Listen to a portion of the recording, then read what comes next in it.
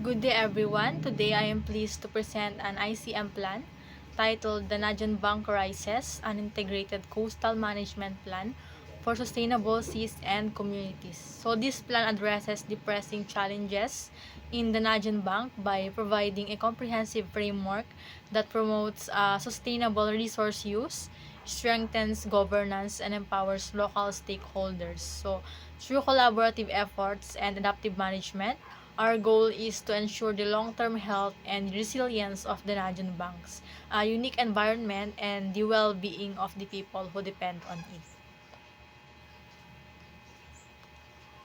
So, for the table of contents, the presentation will going to tackle the introduction, issues threatening the Najan Bank, organizational structure and role, the ICM planning and strategy, significance of the ICM plan, methodology, thematic action plan, adoption and implementation, budget and resource mobilization, monitoring and adaptation, and conclusion. So for the introduction, for the background of the Najan Bank is a unique and ecologically significant area. It's the only double barrier reef in the Philippines and one of just 3 in the entire Indo-Pacific. It covers 272 square kilometers, includes 40 islands, and stretch nearly 700 kilometers along the coast of Bohol, Cebu, Leyte, and southern Leyte. So this reef system is home to over 211 coral species, extensive mangroves, and numerous threatened marine and bird species. More than 130,000 fishers from 17 municipalities rely on the Najan Bank for their livelihoods, making it vital for food security and local culture. So, however, the Najan Bank faces serious challenges like overfishing, destructive and illegal fishing, habitat destruction, pollution, uh, and threats from large infrastructure projects like the Cebu Bohol Bridge are major concerns. And also, climate change is also making the area more vulnerable to extreme weather and rising sea temperatures. So the ICM plan is designed to address these issues by providing a comprehensive framework for sustainable management, uh, balancing ecological protection with the needs of local communities and the economy. For the for the jurisdiction and local governments in the Najan Bank, the Dinajan Bank Relief System spans 17 municipalities and one city distributed across 4 provinces and 2 administrative regions, which is the Central Visayas and Eastern Visayas. So, in Bohol, the municipalities with jurisdiction are Tubigon, Clarin, Inabaga, Buenavista, Getafe, Benunido, Trinidad, Ubay, President Carlos P. Garcia, and Talibon. And while in Cebu, the Lapu-Lapu City and the municipality of Cordova oversee parts of the reef. And in Leyte, the municipalities are Matalom, Bato, Hilongos, and Hindang. And in southern Leyte, the Maasin City is the main local government unit involved. While the scope and coverage, the ICM plan covers the entire Danajon Bank Reef system, including its 3 major reefs and all islands and the coastal municipalities in 4 provinces. And the plan involves multiple sectors. So these sectors are the fisheries for sustainable fishing, tourism for alternative livelihoods like ecotourism, and environmental conservation to protect habitats, local governance for policy and enforcement, and last is the community development to ensure local participation.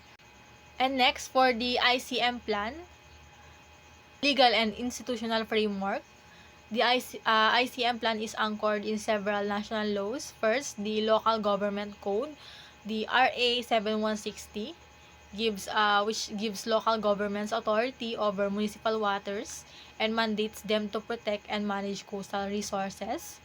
Next is the Fisheries Code, or the RA 8550, is the main law for fisheries management, empowering LGUs to grant licenses and manage small-scale fisheries, while BFAR oversees commercial fishing outside municipal waters.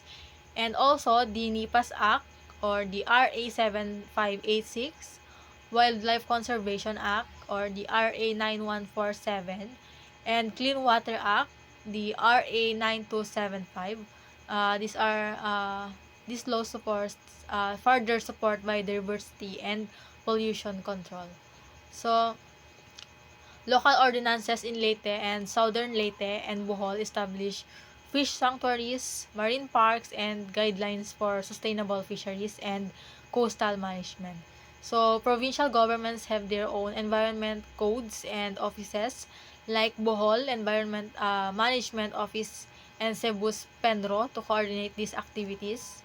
And also inter-LGU councils and clusters, such as Celebosele Council and Coastal Law Enforcement Councils, ensure collaboration across municipal boundaries for law enforcement, planning, and resource management. So this integrated legal and institutional framework ensures that management is science-based, and responsive to both national policy and local needs. And also, in governance and collaboration, recognizing the need for unified management, a memorandum of agreement was signed in 2022 to establish the Bohol Danajan Bank Double Barrier Reef Management Council, or the BDBDBRMC. So this council includes representatives from all the provincial governments and municipal LGUs with jurisdiction over the Danajan Bank. So the council's goal is to harmonize policies, coordinate conservation and law enforcement efforts, and ensure that management strategies are consistent and effective across the entire reef system. Next is the issues threatening the Danajan Bank. First, the overfishing and illegal fishing. So the Danajan Bank continues to suffer from overfishing, with illegal, unreported, and unregulated fishing accounting for nearly 25% of municipal fisheries catch. So this unsustainable exploitation undermines fish stocks, threatens food security, and reduces fisher incomes across the coastal communities. And next is the unregulated human activities. So unregulated activities such as destructive fishing methods, coastal development, and habitat conversion contribute to significantly to the degradation of coral reefs and mangrove forests. So these practices lead to sedimentation, pollution, and loss of vital nursery grounds, and further weakening the ecosystem's resilience. Next is the infrastructure development threats. Emerging emerging infrastructure projects, notably the proposed Cebu Bohol Bridge, pose new risks to the Danajan Bank's biodiversity and ecosystem integrity. The construction and associated human activities may lead to habitat fragmentation and increased pollution and disturbance of marine life. Next is the climate change impacts. Climate change exacerbates existing vulnerabilities through rising sea surface temperatures, ocean acidification, and more frequent extreme weather events such as typhoons. So these impacts threaten coral health, fisheries productivity, and the livelihoods of coastal communities, so dependent on marine resources. And next is the poverty and population pressure. So high poverty incidence and growing population pressures drive destructive fishing and unsustainable resource use. And limited livelihood alternatives compel communities to convert habitats for aquaculture and agriculture, and increasing sedimentation and pollution that degrade the coastal environment. And next is conservation and governance challenges. So while initiatives like the Protect the Najon project have strengthened governance frameworks and community engagement challenges remain in enforcement, coordination among stakeholders, and balancing economic development with ecosystem protection. So sustained multi-sectoral collaboration is essential to address these issues effectively.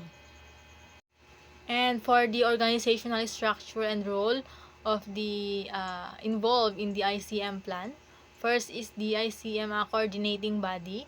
It involves the Bohol Danajon Bank Double Barrier Reef Management Council, or the BDBDBRMC, comprising representative from provincial and municipal government, DANR, BFAR, NGOs, and academe, and also community organizations. So their roles and responsibilities for overall strategy, planning, coordination, and decision making of the ICM plan implementation. So the key roles and the key functions formulate and update ICM strategy and action plans, facilitate multi-sectoral coordination and stakeholder engagement, oversee monitoring, evaluation, and reporting, and mobilize resources and partnership, and ensure compliance with national and local policies. And for government agencies, uh, it involves the Department of Environment and Natural Resources, or the DENR, Bureau of Fisheries and Aquatic Resources, or the BFAR, Department of Tourism, Department of Agriculture, Department of Science and Technology, and Department of Public Works and Highways. And the responsibility is oversee policy enforcement, uh, regulation, environmental protection, and resource allocation. And the key function is environmental regulation and protected area management, fisheries regulation, technical assistance, and enforcement, and promote sustainable tourism and provide sectoral support to DA, DOST, and DPWH. And for local government units, or LGUs, it involves the provincial government of Bohol and municipalities within the Najin Bank jurisdiction. So their responsibility is to implement local level intervention, enforcement, monitoring, and community mobilization. And the key functions is to integrate ICM into local development plans and budgets, and enforce local environmental ordinances, and implement on the ground activities such as marine protected areas or habitat restoration and waste management, and also conduct regular monitoring and reporting, and mobilize local resources and facilitate community participation. And for the academe and research institution, it involves the Bohol Island State University, University of the Philippines, Visayas, and other partner research institution. So they are responsible to conduct scientific research, provide technical advice, capacity building, and monitoring. And the key functions, they perform ecological and socioeconomic studies, provide technical support and training, and lead monitoring and evaluation efforts. And also develop knowledge products to support adaptive management. And for the private sector, industry, and stakeholders, it involves the tourism operators, fisheries enterprises, aquaculture operators, and local businesses. So, the responsibility is to support sustainable coastal activities, funding, and public-private partnership. And their key function is to adapt and promote sustainable businesses practices, invest in eco-friendly technologies and infrastructure, support conservation and livelihood initiatives, and participate in co-management and corporate social responsibilities program. And for community and civil society organizations, it involves fisherfolk associations, women's groups, NGOs, and community-based organizations and indigenous communities. So, their responsibilities is to actively participate in conservation, advocacy, capacity building, and resource stewardship. And their key function is to engage in planning, implementation, and monitoring of ICM activities, lead grassroots conservation, environment education and advocacy campaigns, support alternative livelihood programs, serve as stewards of MPAs and local enforcement teams, and represent marginalized sectors including indigenous people and women. Next is the ICM planning and strategy. Division of ICM plan is uh, a vibrant and resilient Danajan bank where rich marine biodiversity thrive, coastal communities enjoy sustainable livelihoods, and natural resources are responsibly managed through inclusive adaptive governance. And for the mission, to collaboratively implement an integrated coastal management framework that conserve the Najon Bank's unique marine ecosystems, empowers local communities, enforces environmental laws, and promotes sustainable economic development while respecting cultural heritage and enhancing climate resilience. For the goals of the plan, first goal is strengthen environmental laws, law enforcement, and governance coordination. First goal is to strengthen environmental law enforcement and governance coordination. Next, restore and protect critical coastal and marine ecosystems. Next, promote sustainable fisheries and alternative livelihoods. Next, reduce population and improve coastal water quality. And enhance community awareness, education, and participation. Build capacity of stakeholders and institutions for effective management, and integrate climate change adaptation and disaster risk reduction. And for the objectives of the plan, to enhance enforcement of fisheries and environmental laws, to reduce illegal and destructive fishing activities, to rehabilitate degraded coral reefs, mangroves, and seagrass beds to improve ecosystem health and biodiversity, to develop and support sustainable livelihood programs that reduce pressure on marine resources and improve community welfare, and to implement effective pollution control measures including solid waste management and watershed protection to improve water quality, and also to increase environmental awareness and knowledge among local communities, stakeholders, and enforcers, and to strengthen the capacities of local government units, enforcement agencies, and community organizations through training and technical support. And last is to mainstream climate change adaptation and disaster risk reduction strategies into coastal resource management plans and practices. For the institutional setup, the Bohol Danajon Bank Double Barrier Reef Management Council is the main coordinating body for managing Danajon Bank's ecosystem. So it includes representatives from provincial and municipal governments, national agencies, NGOs, academe, and communities. And the council mandate is to harmonize policies, coordinate management efforts across jurisdictions, and promote sustainable use of marine resources to protect the reef's ecological health and support food security. And coordination is strengthened through municipal clusters, enforcement councils, and technical working groups with a regular meeting to ensure transparency and stakeholder participation. For the policy and resource review, the Najan Bank is governed by a comprehensive legal framework. The Fisheries Code provides the basis for fisheries management and marine protected areas. The NIPAS Act supports protected area declarations, and including the proposed National Protected Seascape designation for the Najan Bank. LGUs are empowered to enact local ordinance regulating fishing, pollution, and land use, and environmental law address habitat protection and impact assessment. The BDBD-BRMC plays a key role in harmonizing policies and coordinating enforcement supported by collaborative projects like Protect the Najon and Clear 7. For the significance of the ICM plan, this Integrated Coastal Management Plan ensures sustainable management of the Danajan Bank marine resources. So, this plan is holistic and sustainable management of a unique ecosystem, strengthening multi-sectoral collaboration and governance, and enhancing community resilience and livelihoods. For the methodology, strategic planning workshop with the stakeholders from different agencies. And from this workshop, objectives, goals, and action steps were established to implement the plan.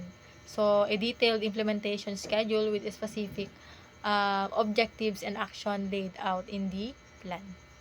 For the ICM thematic action plan, for the goal 1, to achieve this, those are the activities.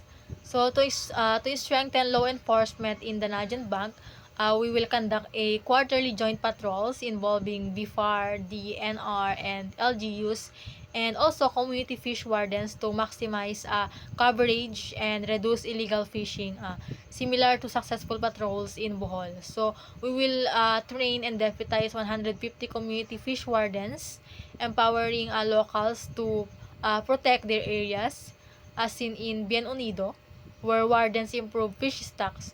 And we also plan to harmonize fisheries ordinances across all 17 municipalities to ensure consistent rules on fishing seasons and year, following the effective example from Leyte.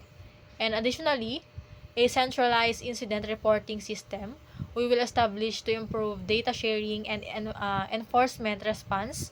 Alongside this, we will implement closed season fishing quotas and georegistration to regulate fishing effort and help replenish fish population similar to measures in Cebu. For our goal 2, to achieve this, those are the activities. To restore and protect the Danajan Bank's critical habitats, we will transplant corals and install artificial reefs covering 200 hectares to reveal damaged reef along reef structures and enhance marine biodiversity.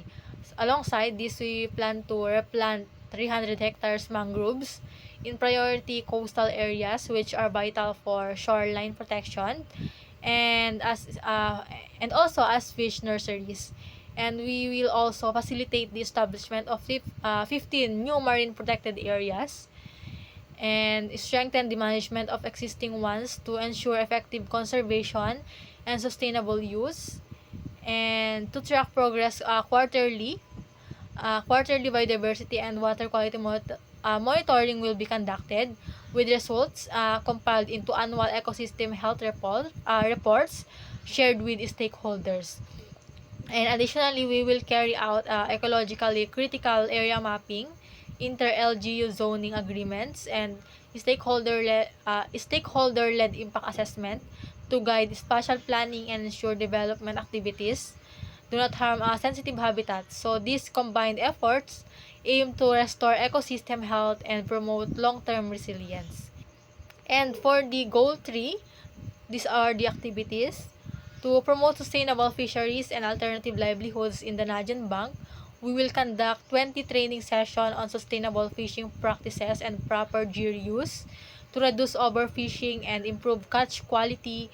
And also, we will support the establishment of 12 seaweed farm, 5 aquaculture projects, and 3 ecotourism initiatives to provide fishers with diversified income sources that lessen pressure on marine resources. And in addition, we will facilitate the formation and capacity building of fisher folk cooperatives, linking them to local and regional markets to enhance their economic opportunities. And to further diversify livelihoods and support ecotourism, we will offer training programs in jewelry making, using local materials and traditional hat weaving, and preparation of local snacks like merienda.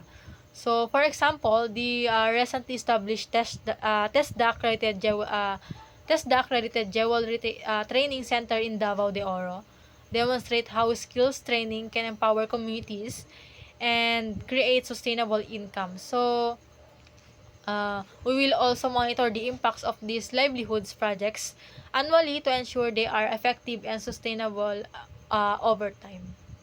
And for our goal 4, to achieve this, to reduce pollution and improve coastal water quality in the Najon Bank, we will conduct information, education, and communication campaigns across 33 barangays, schools, and establishments to raise awareness about solid waste management and environmental protections. And also, we will organize 10 coastal cleanup drives annually to physically remove litter and engage communities in stewardship.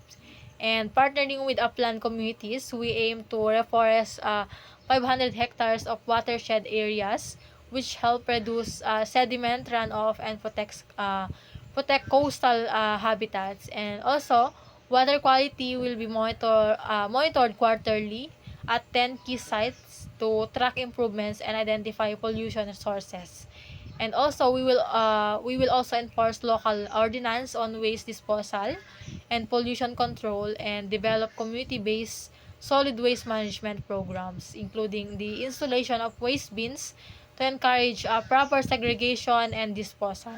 So these combined efforts are essential for maintaining a healthy coastal ecosystem and supporting sustainable livelihoods. And for our goal 5, to enhance community awareness and participation in the Najon Bank, we will organize 25 seminars, workshops, and coastal cleanups to engage residents and stakeholders actively in conservation efforts.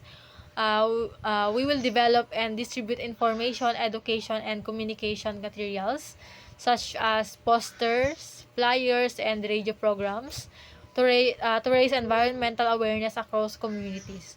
And additionally, we will plan to establish youth for the Najon clubs in 15 schools to empower young peoples, stewards of their marine environment, and annual community consultations and stakeholder forums will be conducted to ensure inclusive decision making and gather feedback. And to recognize the motivate local champions, we will honor outstanding community participants annually, fostering a culture of environmental responsibility.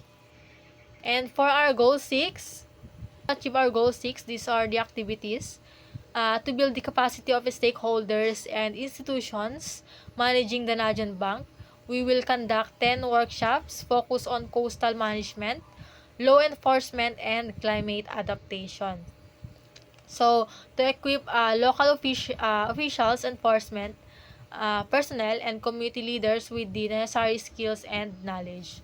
So, this workshop builds on ongoing efforts by bodies like the Bohol Danajan Bank Double Barrier Reef Management Council, which regularly convenes multi-sectoral stakeholders to coordinate conservation initiatives. And additionally, we will develop and distribute 3 operational manuals to provide standardized guidelines for management and enforcement activities, supporting consistent implementation across municipalities. And to promote knowledge exchange and strengthen collaboration, we will organize 3 inter-LGU learning exchanges and enabling local governments to share best practices and lessons learned. And also, centralized data and knowledge repository will be established to consolidate monitoring data, enforcement records, and research findings. So this repository will exchange transparency, support adaptive management, and facilitate evidence based on decision making, aligning with initiatives like Protect the Najon, uh, protect and the use of scientific data for local adaptation and planning. For our goal 7, to achieve our goal 7, these are the activities. To build resilience against climate change and disaster, we will conduct vulnerability mapping in 15 barangays to identify areas and populations most risks from hazards such as flooding, storms, and sea level rise. So this participatory mapping process involves community members and local leaders to ensure accurate and locally relevant data, similar to successful approaches used in other Philippine communities where hazard-prone zones and evacuation sites are clearly identified. So following the mapping, we will facilitate adaptation planning workshop with these communities, helping them develop tailored strategies to reduce risk and enhance preparedness. So we will also train 100 local responders in disaster preparedness to strengthen rapid and effective response during emergencies. And to improve early warning and communication, early warning system will be installed and maintained, ensuring timely alerts reach vulnerable populations. And importantly, we will integrate climate resilience into all coastal management activities, ensuring that adaptation and disaster risk reduction become fundamental components of sustainable resource management in the Najon Bank. Next, and for the adoption and implementation, for the approval and endorsement, the first critical step in adopting and implementing the Danayan Bank ICM plan is securing formal government approvals. So this means obtaining legal adoption from key national agencies like the Department of Environmental and Natural Resources and the Bureau of Fisheries and Aquatic Resources, as well as from all local government units within the Najon Bank area. So municipal and provincial government are expected to enact ordinances that formally adopt the ICM plan and its policies, ensuring local legal backing. So the plan must also be integrated into broader local development plans and in coastal resource management codes. So following the example of existing coastal codes adopted by the municipalities around the Najon Bank. So a stronger legal framework is sought through the designation of the Najon Bank as a national protected seascape, which would provide enhanced protection and management authority. So to ensure smooth coordination, interagency and multi-sectoral agreements such as MOAs or MOUs are formalized among national agencies, LGUs, NGOs, and academic institutions and community organizations. So this builds on existing governance structure like the Bohol, the Najan Bank, Double Barrier Reef Management Council. So harmonizing policies, ordinances, and regulations across the various municipalities and provinces is essential to avoid conflicting rules and to ensure consistent enforcement, and particularly concerning fisheries, habitat protection, pollution control, and infrastructure development. For the public awareness and capacity building, raising public awareness and building capacity are vital for success of the ICM plan. And targeted IEC campaigns are developed to educate diverse audiences about the ecological importance of the Najon Bank, the need for sustainable resource use, and the roles and responsibilities of all stakeholders. So these campaigns use local media, schools, community events, and social media platforms to maximize reach. So community engagement is emphasized by involving fisher folk, barangay officials, youth groups, women's organization, and other stakeholders in planning and decision making. So regular consultations, forums, and volunteer activities like coastal cleanups and restoration fosters a sense of ownership and stewardship. So capacity building includes continuous training workshops and technical assistance for LGU personnel, enforcement officers, community fish wardens, and local organizations. So topics cover coastal resource management, law enforcement, and climate adaptation, sustainable livelihoods, and monitoring techniques. So to nurture the next generation of conservationists, marine and coastal topics are integrated into school curricula, and environmental clubs are established to encourage youth participation in protecting the Najon Bank. So for program execution, so the execution phase focus on implementing key projects aligned with the ICM plan's goals. So this includes habitat restorations efforts and sustainable fisheries management, pollution control measures, development of alternative livelihoods such as ecotourisms, and initiatives to adapt to climate change, and projects are carried out according to approved work plans with clear roles and assigned implementing agencies and partners. So, regulatory enforcement is strengthened through coordinated efforts of BIFAR, DNR, LGUs, and deputized community fish wardens establish enforcement bodies like coastal law enforcement councils and special enforcement teams actively monitor marine protected areas and fisheries zones to ensure compliance. And also, robust monitoring and evaluation system is essential to track progress, assess effectiveness, and inform adaptive management. So this includes regular ecosystem health assessment, fisheries monitoring, and socioeconomic evaluations. So results are transparently shared with stakeholders through quarterly and annual reports. And adaptive management allows the plan to be responsive to emerging challenges such as climate impacts and infrastructure threats by adjusting strategies based on monitoring data and stakeholder input. So sustainability is ensured by securing long-term financing from LGU budgets and national international grant partnership with NGOs and the private sector and local revenue generating mechanisms like ecotourism fees and institutionalizing ICM functions within LGUs guarantee ongoing commitment and resource allocation. For the budget and resource mobilization, the project cost and budget total cost is 59,150,000. So it includes installation and maintenance costs for various activities, and also 5% contingencies. For the possible sources of funds for the Danajan Bank ICM plan, so the successful implementation of the Danajan Bank ICM plan requires funding from a diverse array of sources. So government agencies such as DNR, BFAR, and others provide core funding and technical support, while LGU play a key role by allocating a part of their annual budgets to coastal management activities and including law enforcement and community projects. So NGOs and civil society organizations, often supported by international donors, are vital for capacity building and um, advocacy and on-the-ground project work. So the private sector also has stake in a healthy Danajan Bank.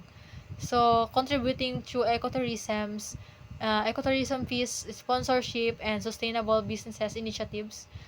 Finally, multi-sectoral partnerships such as conservation trust funds and pooled grants ensure that resources are mobilized efficiently and transparently with academic institutions often supporting research and monitoring efforts.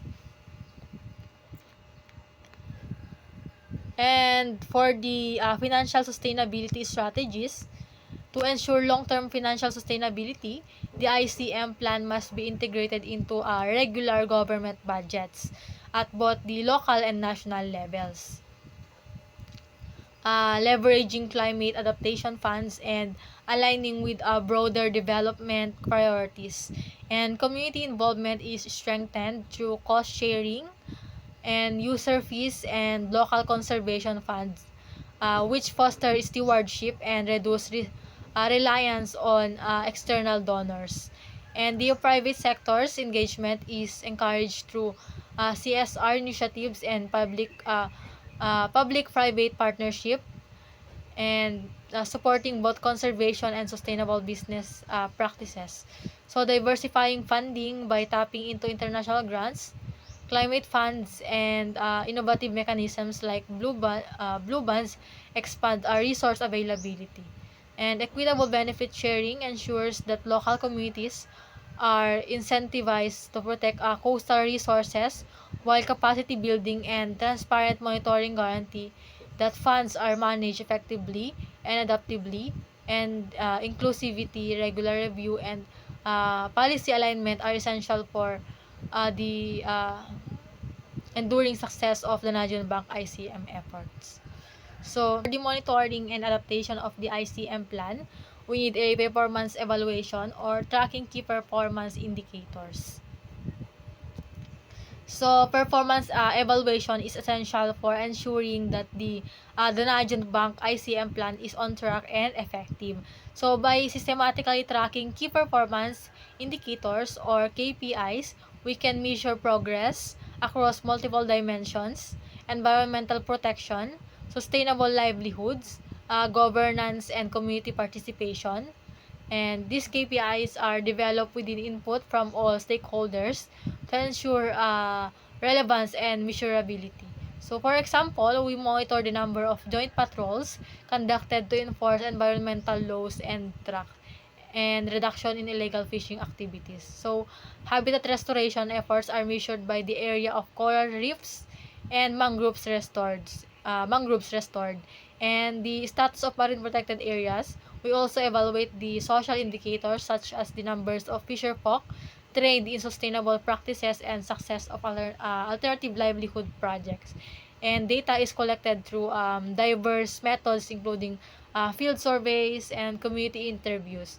So with results compiled into annual reports, these reports are use visual tools like maps and charts to maintain information accessible and foster accountability among all partners.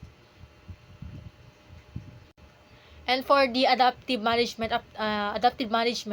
updating strategies based on new data.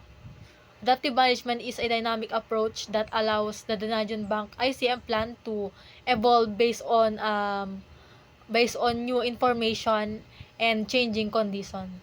So each year, a multi-stakeholder review workshop brings together representatives from LGUs, national agencies, NGOs, community leaders, fisherfolk, and academics. So this forum review monitoring data and progress reports to identify what's working and what challenges remain and any new threats such as emerging illegal fishing methods and pollution sources.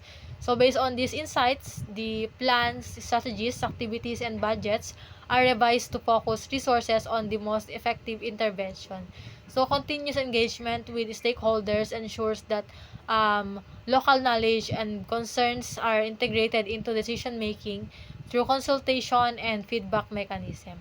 So this iterative process enhances the resilience of both coastal ecosystem and communities, improves efficiency by relocating resources, and build trust through transparent participatory governance.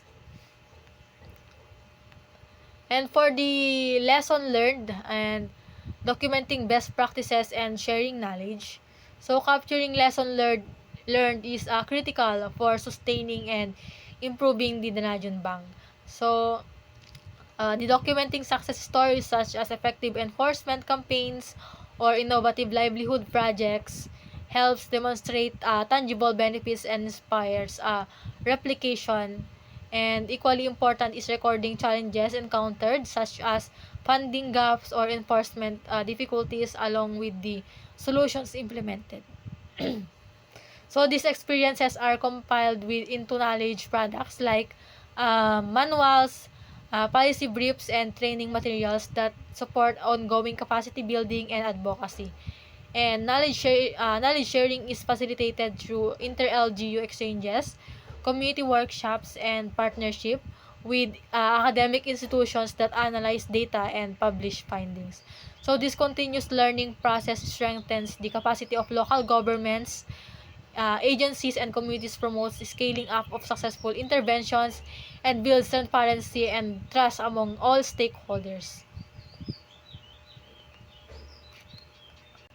For the conclusion of ICM plan in Donagion Bank, in summary, the Donagion Bank Integrated Coastal Management Plan represented a comprehensive and strategic approach tailored to the unique needs of this rare and ecologically vital double barrier reef system. So, although full implementation is still pending, the plan builds on a solid foundation of scientific assessment and extensive stakeholder consultation and valuable lessons learned from previous initiatives like the Fisheries Improve for Sustainable Harvest Project and local government efforts. And what makes this plan particularly strong is its a holistic integration of key components ranging from environmental law enforcement and ecosystem restoration to sustainable fisheries, pollution control, community participation, capacity building, and climate adaptation. So this integrated approach ensures that the plan addresses the complex and interconnected challenges facing the Najun Bank. So the emphasis on multi-agency coordination and community empowerment combined with an adaptive management framework lays the groundwork for effective and resilient coastal resource management. However, the plan's success will ultimately depend on securing adequate funding, fostering robust partnership among local governments, national agencies, NGOs, and communities, and maintaining flexible, evidence-based approach that can respond to emerging threats and opportunities. So overall, the Dalajan Bank ICM plan offers a clear and promising pathway toward safeguarding one of the Philippine most important marine ecosystem while supporting the livelihoods and well-being of the coastal communities. And for the contact information, and that's all. Thank you for listening.